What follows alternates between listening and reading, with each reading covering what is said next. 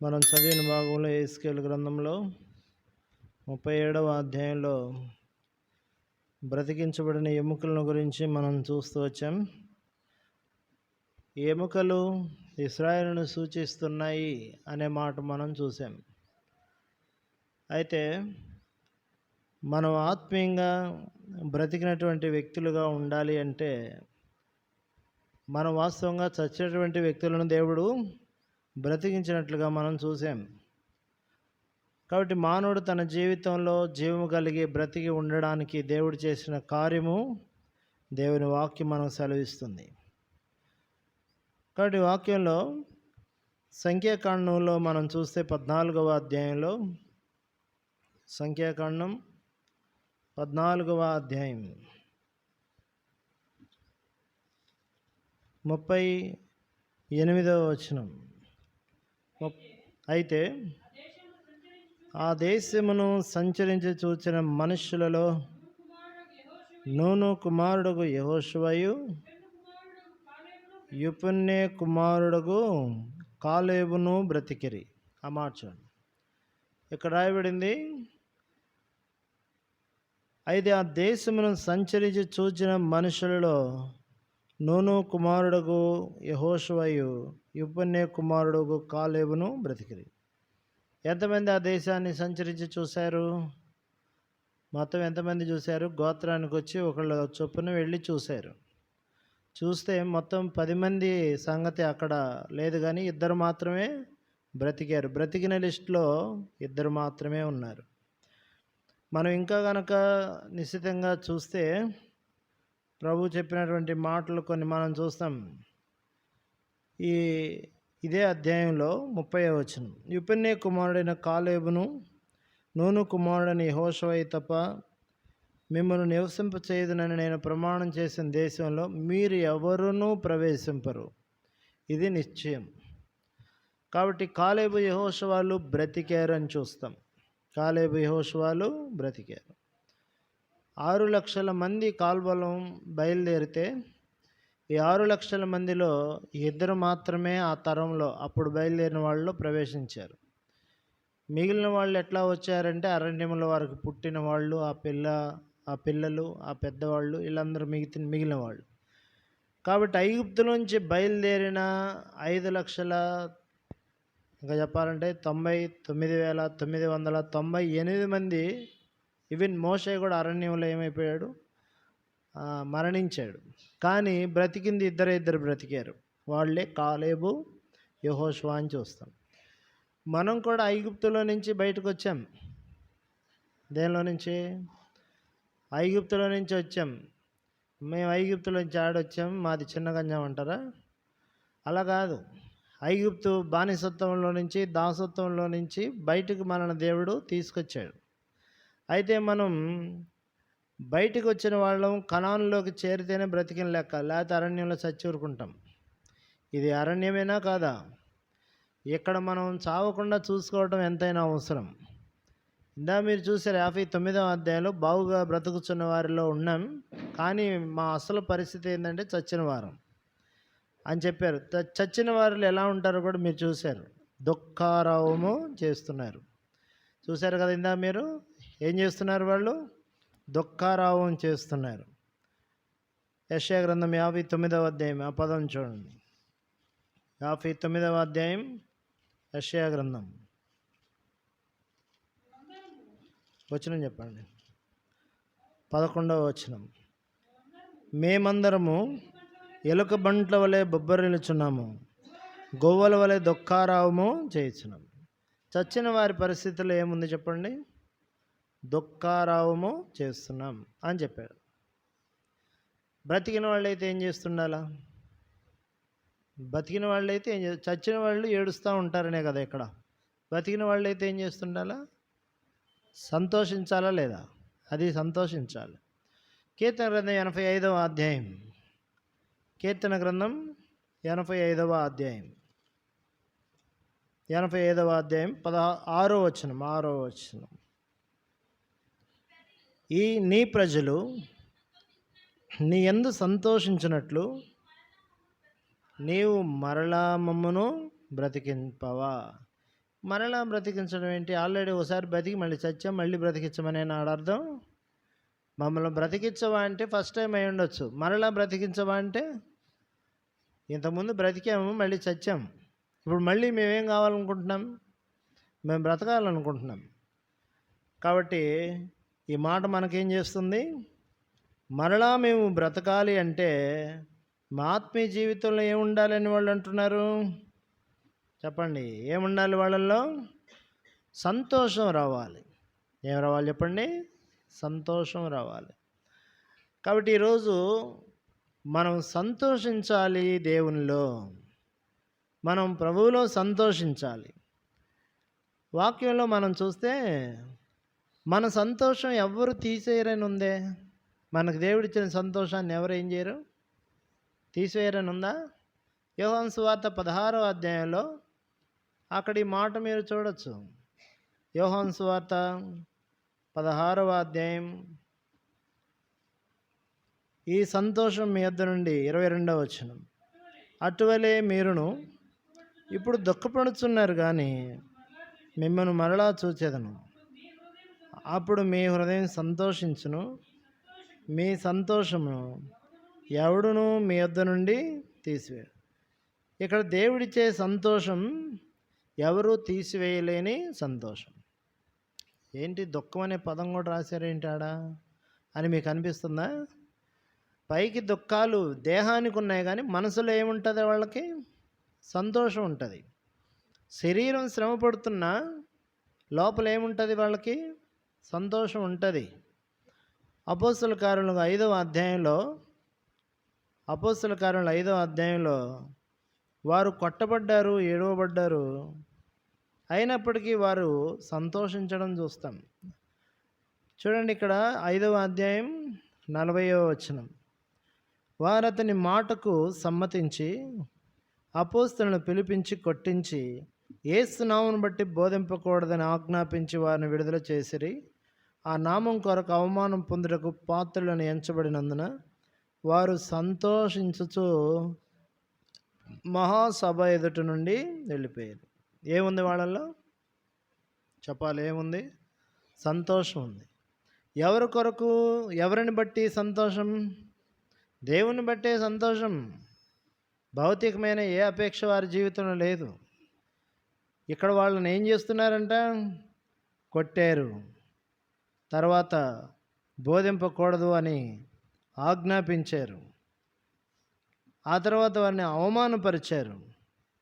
అయినా కానీ వాళ్ళకి ఏం పోలేదు? సంతోషం పోలేదు. మనల్ని ఏమైనా ఒక మాట అంటే మనకేం పోతుంది?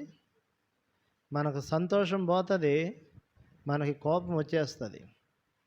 చిన్న అవమానానికి మనల్ని గురి చేస్తే మనకు సంతోషం ఖచ్చితంగా పోతూ ఉంటుంది. కానీ వాళ్ళు అవమానపడ్డారు, వారు కొట్టబడ్డారు, కానీ వాళ్ళ సంతోషం ఎక్కడికి పోలేదు.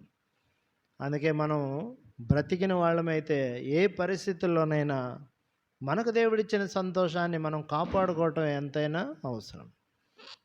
ఒకవేళ నీ జీవితంలో నుండి అది పోయింది అంటే ఒకటే ఒక కారణం, ప్రభువు నీ జీవితంలో ప్రభు వైపు చూడకపోతేనే పోతుంది తప్ప, లేకపోతే ప్రభువుని బట్టి ఆ సంతోషం ఖచ్చితంగా నీ జీవితంలో ఉంటుంది.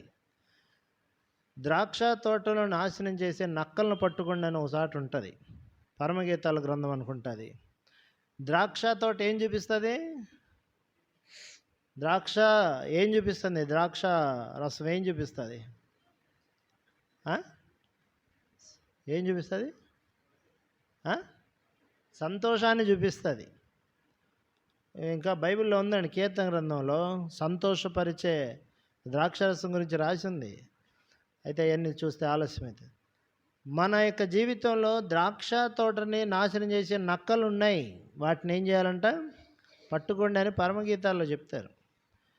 కాబట్టి సంతోష హృదయాన్ని దోచుకోవడానికి దుష్టుడు భూమి మీద ఉన్నాడు. అలాంటి వాటిని పట్టుకొని వాటన్నిటి నుంచి దూరంగా ఉండాలని అక్కడ. ఇక్కడ చూడండి, మన ఆత్మీయ జీవితంలో సంతోషం మనలో నుంచి ఎవడూ తీసివేయలేడు. మరణమైన ఆ సంతోషం మన నుండి వీడిపోదు. మనం ఆనందంగా ఉన్నామా, దుఃఖంతో ఉన్నామా, సంతోషంగా ఉన్నామా? ఆలోచించండి. బ్రతికున్నామా? చచ్చిన వారి వలె ఉన్నామా?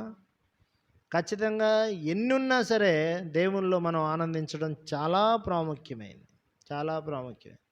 సంతోషం విజయానికి కారణమే. ఫిలిప్పీ పత్రిక 4వ అధ్యాయంలో చెప్తాడు.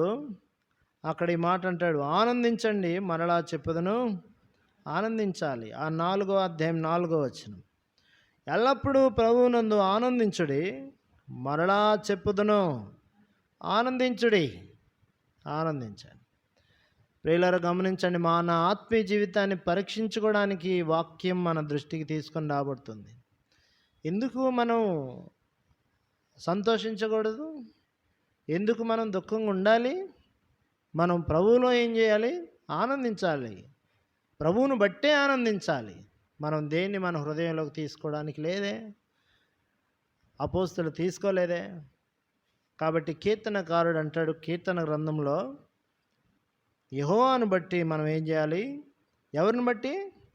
మన ప్రభువుని బట్టి మనం ఆనందించడం ప్రాముఖ్యం. ఇక్కడ కీర్తన గ్రంథం 37వ అధ్యాయం 4వ వచనం, యెహోవాను బట్టి సంతోషించుము, అప్పుడు ఆయన నీ హృదయ వాంఛలను తీర్చును. ఈ లోకాన్ని చూస్తే నీకు దేన్ని బట్టి నువ్వు ఆనందించడం సాధ్యం కాని విషయం. ఎవరిని బట్టి ఆనందించగలవు? ప్రభువుని బట్టే ఆనందించగలం. అంతే. ఇక దేన్ని బట్టి మనం ఆనందించలేము ఈ లోకంలో. శిష్యులు అపోస్తలులు ఆయన వైపు చూశారు, ఆయన బట్టి ఆనందించారు. హబక్కూకు అంటూ మీరు చూస్తారు ఆఖరి అధ్యాయంలో, ద్రాక్ష చెట్లు ఫలించినను ఫలించకపోయినను, శాలలో పశువులున్నను లేకపోయినను, పొలంలో పంటున్నను లేకపోయినను, యెహోవా యందే నేను ఆనందిస్తాను. ఎవరండి మన ఆనందాన్ని తీసేయగలరు ఈ లోకంలో? ఎవరి వల్ల అవుతుంది? ఎవరి సాధ్యం కాదు ఇది. ప్రభువు వైపు చూస్తే ఖచ్చితంగా మన ఆనందం మనకు ఉంటుంది. కీర్తన 36వ అధ్యాయం 8వ వచనం ఏం చెప్తుంది అంటే, నీ ఆనంద ప్రవాహంలోనిది నీవు మాకేం చేస్తున్నావు? 8వ వచనం తీయాలి, నేను చెప్పాను చేశాను కాదు, వచ్చిన టప్ తీయాలి. ఆ నీ మందిరం యొక్క సమృద్ధి వలన సంతృప్తి నందుచున్నారు, నీ ఆనంద ప్రవాహంలోనిది నీవు వారికి త్రాగించుచున్నావు. దేవుని యందు ఏముంది? మనకి ఆనందం ఉంది. ఆనందం ఉంది అంతే.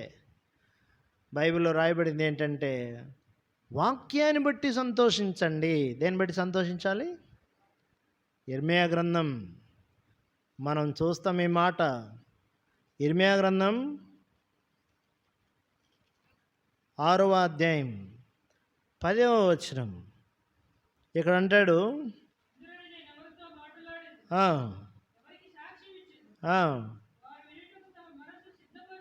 కొనరు గనక వినలేకపోయారు.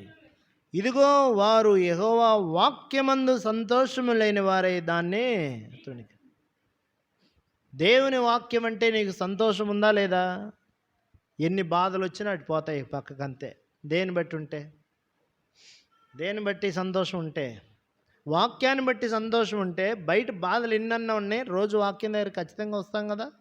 ఆ వాక్యమే మనల్ని ఆదరిస్తుంది, సంతోషాన్ని ఇస్తుంది. ఎప్పుడైతే వాక్యం లేదో, ఎప్పుడైతే వాక్యాన్ని తృణీకరించావో, నీ హృదయం దుఃఖంతోనే ఉంటుంది.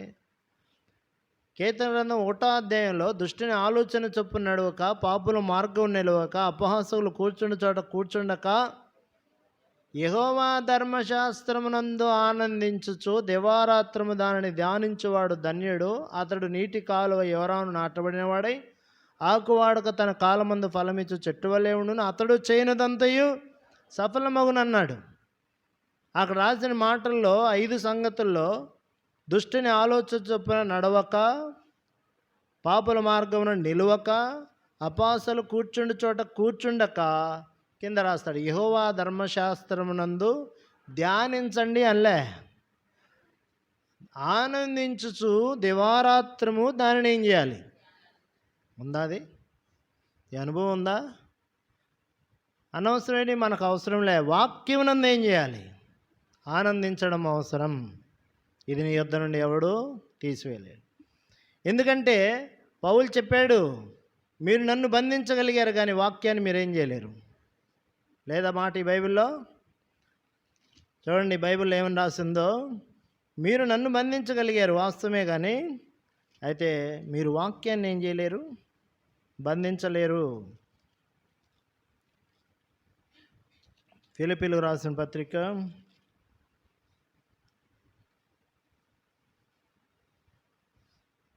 2వ ఉంది ఈ మాట.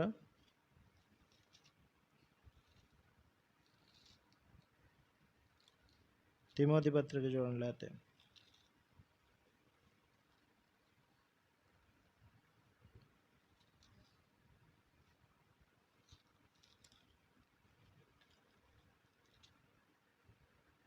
2 తిమోతి 2వ అధ్యాయం 9వ వచనం. నేను నేరస్తుడనై ఉన్నట్టు ఆ సువార్త విషయమై సంఖ్యలతో బంధించబడి శ్రమపడుచున్నాను, ఆయనను దేవుని వాక్యం బంధింపబడి ఉండలేదు. అంటే ప్రకటించే వాళ్ళని బంధించారు, కానీ వాక్యం ఆగదంట. ఆగిందా? శ్రమలు ఎన్ని ఉన్నా వాక్యం దాని పని అదే చేసుకుంటూ వెళ్ళిపోతూ ఉంది.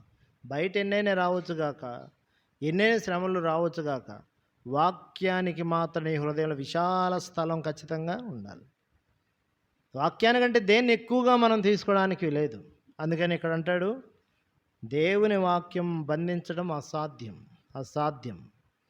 కాబట్టి మన హృదయంలో ఆ వాక్యాన్ని తీసుకోవడంలో మనం ఎప్పుడూ సిద్ధంగానే ఉండాలి. మనల్ని బంధించగలవచ్చు, కానీ వాక్యాన్ని ఏం చేయలేరు, బంధించలేరు. ప్రియులారా, వాక్యం నందు ఏం కావాలి? మనం ఆనందించాలి, సంతోషించాలి. ఇది మనకు అవసరం. కాబట్టి మొదటి మాట ఏంటి చెప్పండి? నువ్వు బ్రతికినవు అంటే నువ్వు వాక్యం నందు ఏం చేసేవాడివై ఉంటావు? సంతోషించేవాడివై ఉంటావు. ఖచ్చితంగా వాక్యం నందు ఆనందించే వ్యక్తివే అయి ఉంటావు. యెహోషువ కాలేబులు అరణ్యంలో బ్రతికారంటే శాసనములను బట్టి బ్రతికారండి. వాళ్ళు దేని బట్టి బ్రతికారు? వాళ్ళకేమి ఇవ్వబడ్డాయి? కాబట్టి బ్రతకడానికి మూలం ఏంటిదంటే సంతోషం. ఆ సంతోషాన్ని కలిగించేది ఏంటిదంటే వాక్యం. ఇప్పుడు దాన్ని చూద్దాం. చూడండి, 119వ కీర్తన గ్రంథం 119వ అధ్యాయం 25వ వచనం.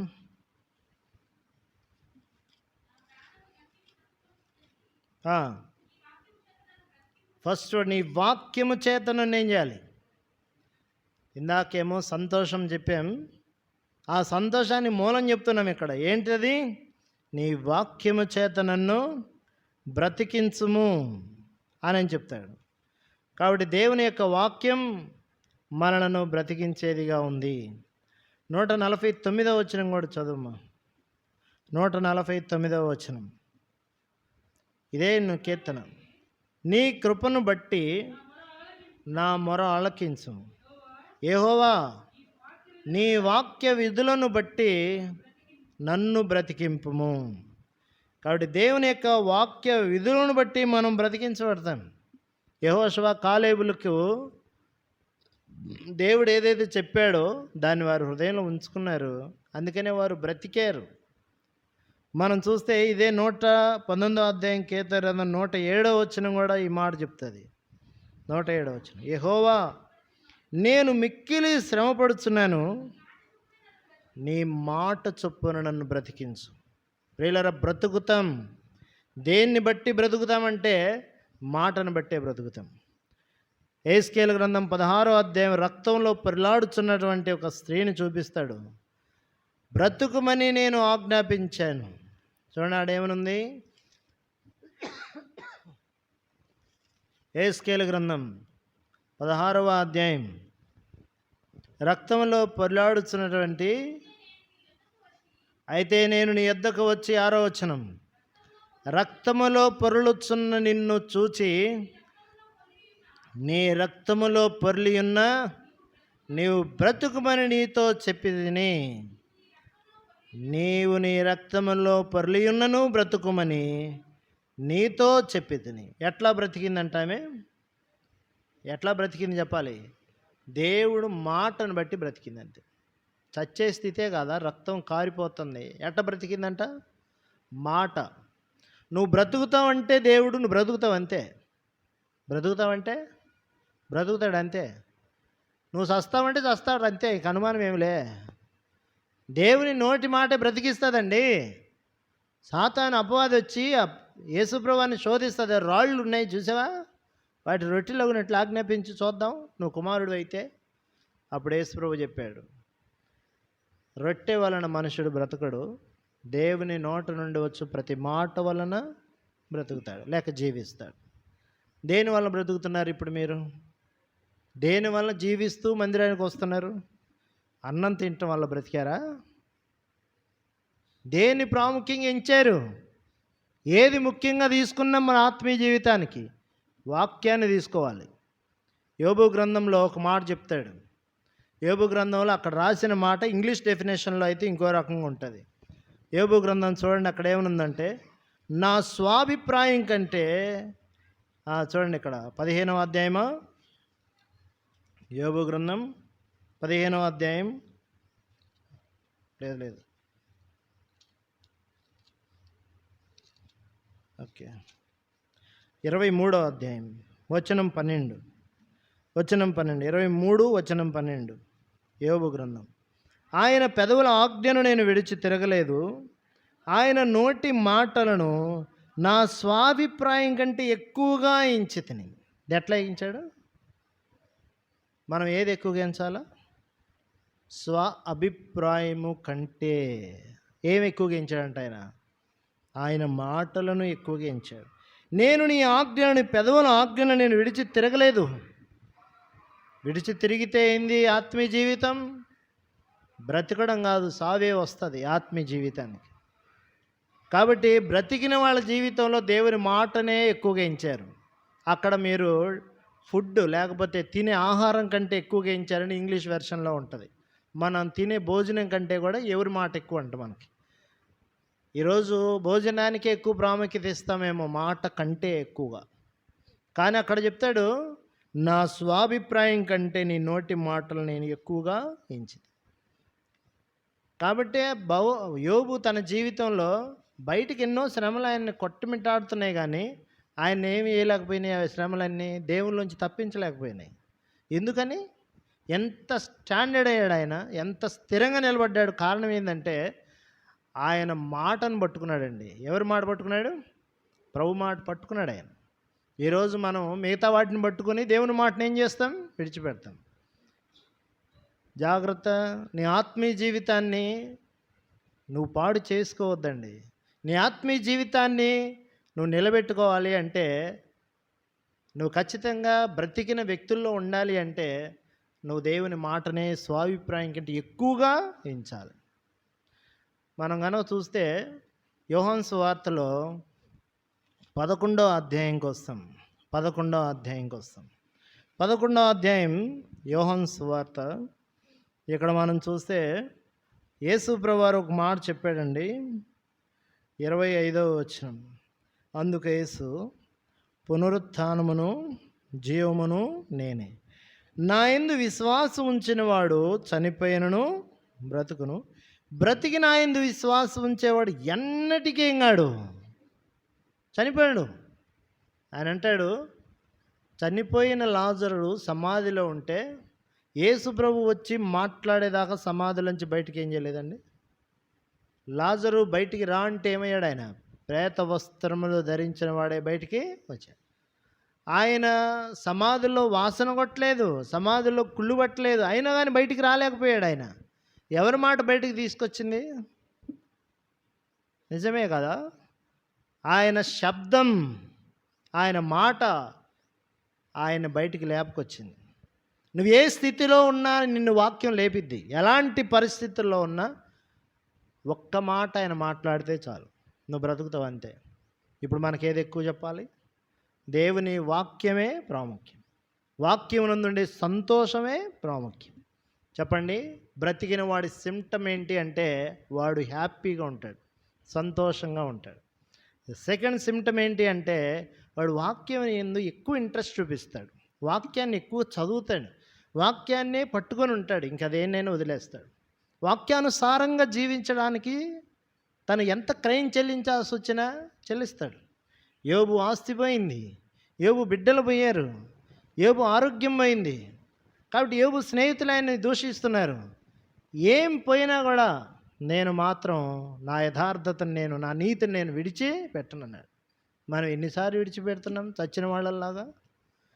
చచ్చామా బతికేమా? అరణ్యంలో వాళ్ళు ఆకలి లేక చావలే, ఆకలితో చావలే. ఎట్ట చచ్చిపోయారు అరణ్యంలో? మాట వినక చచ్చారు. ఏం వినక చచ్చారు?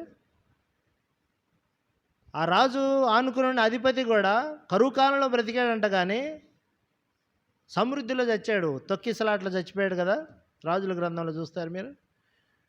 మాట వినక చచ్చినవాడు. నీ జీవితంలో కూడా గుర్తుపెట్టుకు, నీకు ఎన్నైనా ఉండొచ్చుగా, కానీ నీ ఆస్తిపాస్తుల సంగతి, నీ ఉద్యోగాల సంగతి, నీ జీవితంలో నీ సమృద్ధి సంగతి అనవసరం దేవుడికి. నువ్వు బ్రతకాలంటే దేవుని వాక్యమే మూలం. నీ జ్ఞానం ఎంతైనా, నీ శౌర్యం ఎంతైనా, నువ్వు ఎంత తెలివితేటలు కలిగిన వ్యక్తివైనా, నువ్వు బ్రతకడానికి వాక్యమే మూలం. ఈ వాక్యాన్ని తప్పేవంటే నువ్వు ఎంత స్థాయిలో ఉన్నా కూడా నువ్వు చచ్చిన వాడి కింద సమానం. దేవుని వాక్యం ఏం చెప్తుందో దాన్నే మనం రిసీవ్ చేసుకోవాల్సిన అవసరం ఉంది. యెహోషువ, కాలేబులు ముందు గుట్టలు గుట్టలుగా చేస్తున్నారు, కానీ వాళ్ళు ఎప్పుడు కూడా ఏం కాలేదు అంటే వారి జీవితాన్ని మరణానికి వాళ్ళు అప్పగించుకోలేదు. థర్డ్ పాయింట్, యెహోషువ, కాలేబులు బ్రతకడానికి మూడో సంగతి చెప్తాను. కీర్తన గ్రంథం, నాకు సమయం అయిపోతుంది. కీర్తన గ్రంథం చూడండి, ఇక్కడ ఏమని రాస్తుంది అంటే, బ్రతకగోరువాడు ఎవడైనా ఉన్నాడా? 34వ అధ్యాయంలో రాస్తారు ఈ మాట, 11వ వచనం. పిల్లలారా, మీరు వచ్చి నా మాట వినుడి, యెహోవా యందలి భయభక్తులు మీకు నేర్పేదను. 12వ వచనం, బ్రతకగోరువాడెవడైనా ఉన్నాడా? మేలు నందుచు అనేక దినములు బ్రతకగోరువాడెవడైనా ఉన్నాడా? చెడ్డ మాటలు పలకకుండా నీ నాలుకను, కపటమైన మాటలు పలకకుండా నీ పెదవులను కాచుకొనుము. కీడు చేయటం మాను, మేలు చేయి, సమాధానం వెతికి దాన్ని ఏం చేయాలి? నువ్వు వెంటాడు. బ్రతకాలంటే పాపం ఉండకూడదు. ఏముండకూడదండి? అవును కదా. యెహోషువ, కాలేబులు పక్కన ఎంతోమంది ఉన్నారు. వాళ్ళు రోజు అంటారు, మోషే నిన్నే ఏర్పరచుకున్నాడా, మమ్మల్ని ఏర్పరచుకోలేదా? నువ్వేం గొప్ప, మేమేం గొప్ప కాదా అంటున్నారు వాళ్ళు. ఆయన ఏకీభవించాడండి ఆయనతోటి, వాళ్ళతోటి. చెప్పాలి, సంఖ్యాకాండం 16వ అధ్యాయంలో ఉండలేదా? ఇందే. వాళ్ళందరూ వేగు చూసి వచ్చినప్పుడు వాళ్ళందరి మాటతో ఈయన మాట కలుపుతున్నాడా? కలిపాడా? లేదు. పాలు తేనెలు ప్రవహించు దేశం ఆ దేవుడు మనకిస్తాడు. మీరు చెడ్డ సమాచారాన్ని ప్రజలకు చారవేయకండి, మంచి మాట్లాడండి అని చెప్పాడు ఆయన. యెహోషువ, కాలేబుల యొక్క జీవితంలో మాటలు చాలా ప్రాముఖ్యమైంది కాదా? ఇక్కడ మనం చూస్తాం, బ్రతక గోరువాడు ఎవడైనా ఉన్నాడా? నీ జీవితాన్ని ప్రత్యేకంగా ఉంచాలి, పరిశుద్ధతతో ఉంచాలి. యోసేపు గురించి మీరు ఒక మాట చూస్తారు, 49వ అధ్యాయం ఆదికాండం 49వ అధ్యాయంలో ఆయన ఎలాంటి వ్యక్తిగా ఉన్నాడు మీరు చూడండి. ఇక్కడ 26వ వచనం, నీ తండ్రి దీవెనలు నా పూర్వీకుల దీవెనలపైని చిరకాల పర్వతముల కంటే హెచ్చుగా ప్రబలముగును. అవి యోసేపు తల మీదను తన సహోదరుల నుండి వేరుపరచబడిన వాని నడి నెత్తి మీదను. అన్నల చెడ్డ సమాచారం అన్ని చెడ్డలు చేస్తుంటే ఆయన వాళ్ళతో కలవలే, వేరుగా ఉన్నాడంట. సమూయేలు, ఓఫ్ని, ఫినెహాసులతో కలవలే. ఇక్కడ మనం చూస్తాం, కాలేబు, యెహోషువలు ఆ సమాజంతో ఏం చేయలేదు. వారు అప్పుడప్పుడు లోకంలో సామెత, ఒకడు మాట్లాడింది మాట కాదంట, 10 మంది దారి నడిచిందే ఏమవుతుందంట? దారి అవుతుందంట. ఇది దేవుని వాక్యానికి విరుద్ధం. ఇది దేవుని వాక్యానికి విరుద్ధం. వారు చెడ్డ మాటలు పలికి చెడ్డ సమాచారం తెచ్చారు 10 మంది. కానీ వీడు బ్రతకడానికి కారణం ఏంటి? మంచి సమాచారం ప్రజలకు చేరవేశారు. ఇది మనం ప్రాముఖ్యంగా ఎంచాలి. కాబట్టి మూడవ సంగతి ఏంటంటే, మన ఆత్మీయ జీవితంలో పరిశుద్ధతకు ప్రాముఖ్యతనివ్వాలి, ప్రత్యేకతకు ప్రాముఖ్యతనివ్వాలి. మీరు చూడండి, ద్వితీయోపదేశ కాండం మరింకొక మాట అక్కడ రాయబడింది. ద్వితీయోపదేశ కాండం ఒక మాట, 33వ అధ్యాయం 28వ వచనం. 28వ వచనం, ఇశ్రాయేలు నిర్భయంగా నివసించును, యాకోబు ఓట ప్రత్యేకించబడును. చాలమ్మా. యాకోబు ఓట ఏమైంది? ప్రత్యేకించబడింది. ఒక ఆయన్ని మందిరంకి వస్తారా బ్రదర్ అని అడిగితే ఆయన అన్నాడు, దేనికండి వచ్చేది అని అడిగాడు నన్ను. అంటే రక్షణ పొందుతారు కదా, లోకంలో పాపం నుంచి విడుదల పొందుతారు కదా అంటే, లోకం అంతా ఆడే ఉంది కదా అన్నాడు ఆయన నాతోటి. ఆల్రెడీ లోకంలోనే ఉన్నాను, మళ్ళీ ఇంకా లోకంలోకి రావడం ఎందుకని అడిగాడు ఆయన. ఇది మన సాక్ష్యం, కన్నీటితో వినాల్సిన మాట ఇది. ప్రత్యేకించబడిన వ్యక్తులంగా మనం జీవించాలి. ఇదే దేవుని యొక్క సాక్ష్యం. ఇక్కడ యాకోబు ఎలాంటి వాడయ్యాడు అంటే, ఆయన ఓట ప్రత్యేకించబడింది. యెహోషువ, కాలేబులు అవుట్ స్టాండింగ్ పర్సన్స్. వారి జీవితంలో వారు ప్రత్యేకంగా జీవించిన వాళ్ళు, పరిశుద్ధం. కాబట్టి సెపరేషన్, సాంక్టిఫికేషన్, వారు ప్రత్యేకించబడ్డారు, ప్రతిష్ఠించుకున్నారు దానికి. మనం చాలాసార్లు మన ప్రతిష్టను మనం ఏం చేసుకుంటున్నాం? పోగొట్టుకుంటున్నాం. ప్రియులారా గమనించాలి. ఇది మూడో మాట. 1 సంతోషం, 2 వాక్యము, 3 సెపరేషన్, సాంక్టిఫికేషన్.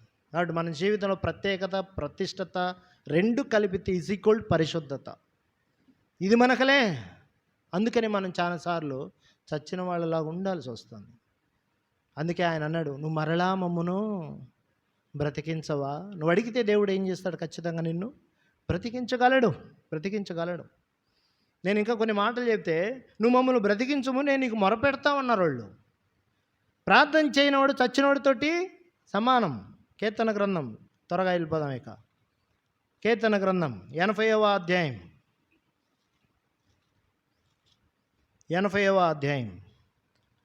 18వ వచనం. అప్పుడు మేము నీ యొద్ద నుండి తొలగిపోము, నీవు మమ్మల్ని బ్రతికించుము. బ్రతికించబడిన వాడు ప్రార్థన చేస్తుంటాడని అర్థం కదా ఇది. 119వ అధ్యాయం కీర్తన గ్రంథం 175వ వచనం. బ్రతికిన వాడు అన్నిటికీ స్తోత్రం చెప్తాడంట, అన్నిటికీ స్తుతి. నన్ను బ్రతికించుము, నేను నిన్ను స్తుతించెదను, నీ న్యాయ విధులు నాకు సహాయము లగునుగాక. కాబట్టి బ్రతికిన వాడు ఏం చేస్తాడు? దేవుణ్ణి ప్రార్థిస్తాడు, స్తుతిస్తాడు. కాబట్టి చూస్తాం, వారు పిల్లలారా వచ్చిన మాట వినండి, చెడ్డ మాటలు పలకకుండా చెప్పాడు కదా. ఇంకొక వచనం చెప్పి నేను ఆపేస్తాను. అదేంటంటే, సంఖ్యాకాండంలో వాళ్ళని తాపకరమైన సర్పాలు ఏం చేశాయి? కరిచాయి. అయితే వారు బ్రతకాలంటే వాళ్ళు ఏం చేయాలి? వారు ఆ ఇత్తడి సర్పం మీదే వారి దృష్టిని పెట్టాలి. చూడండి, ఇక్కడ సంఖ్యాకాండం ఎన్నో అధ్యాయం? 21వ అధ్యాయము వచనం 8 అంట. చూడండి, మోషే ప్రజల కొరకు ప్రార్థన చేయగా, యెహోవా నీవు తాపకరమైన సర్పం వంటి ప్రతిమను చేయించి స్తంభం మీద పెట్టుము, అప్పుడు కరవబడిన ప్రతివాడు దాని వైపు చూచి బ్రతుకును. ఏమవుతాడు? దీని మీద చాలా పెద్దగా చాలాసేపు వ్యాఖ్యానం ఉంది, కానీ నేను చెప్పట్లేదు. నువ్వు కరిచిందే పాము, పెట్టింది మళ్ళీ ఏంటిది? అది పాము. అసలు కరిచిన దాన్నే అటు చూడాలంటే మనకి ఎంత కష్టం అండి. ఇక్కడ ప్రభువు సర్పంతో పోల్చబడిన పరిస్థితులు మీరు ఇక్కడ చూస్తారు. ఇత్తడి సర్పం ప్రభువుని మనకి జ్ఞాపకం చేస్తుంది. ఆ సర్పకాటు తిన్న ప్రతివాడు దాని వైపు చూడాలి. ఎట్ట చూడాలి? నిదానించి చూడాలి. ఈ మాట మనకేం చెప్తుందంటే, నీ ఏకత్వం, నీ దృష్టి, నీ మనసు బ్రతకాలంటే వాటి మీద వీటి మీద కాకుండా ఎవరి మీద పెట్టాలి? దేవుని మీదే నీ దృష్టిని కేంద్రీకృతం చేయాలి. పౌలు అన్నాడు, నా బాహ్య పురుషుడు కృషించుచున్నాను, అంతరంగ పురుషుడు ఏమవుతున్నాడు? దినదినం నూతనపరచబడుతున్నాడు. ఎందుకంటే దృశ్యమైన వాటిని చూడటంలా మేము అదృశ్యమైన వాటినే చూస్తున్నాం. కాబట్టి ఈ చిన్న శ్రమల వైపు మేమేం చేయట్లేదు, చూడట్లేదు. మనం చాలా స్టాబిల్గా ఉండాలి, స్థిరంగా ఉండాలి. ప్రభు మీదే దృష్టిని ఏం చేయాలి? పెట్టాలి. అప్పుడే నువ్వు బ్రతకగలవు, నీతో వారిని బ్రతికించగలవు. యెహెజ్కేలు గ్రంథంలో ఏమంటాడు? అక్కడ రాయబడిన మాట, పేతురుకి చెప్పిన మాట కూడా ఒకటి చూస్తాం. ఏంటంటే నువ్వు మనసు తిరిగిన తర్వాత అనేకులను స్థిరపరచుము. లోకాసు వార్తలో చెప్తాడు. యేస్కేల్ గ్రంథంలో కూడా ఇలాంటి మాటే ఉంటుంది. బ్రతుకు అనేకులు బ్రతికించనే అక్కడేదో పదం ఉంటుంది ఒకటి. సమయం అవుతుందిలేండి, అది చూడద్దు ఇప్పుడు. కాబట్టి ఇప్పుడు మనం అనేకులను ఏం చేయొచ్చు? బ్రతికించవచ్చు. కాబట్టి ఇంకా ఆపేస్తున్నాను, ఇంకా కొన్ని మాటలు ఉన్నప్పటికీ కూడా. కాబట్టి మనం ఏం కావాలి చెప్పండి? బ్రతకాలి.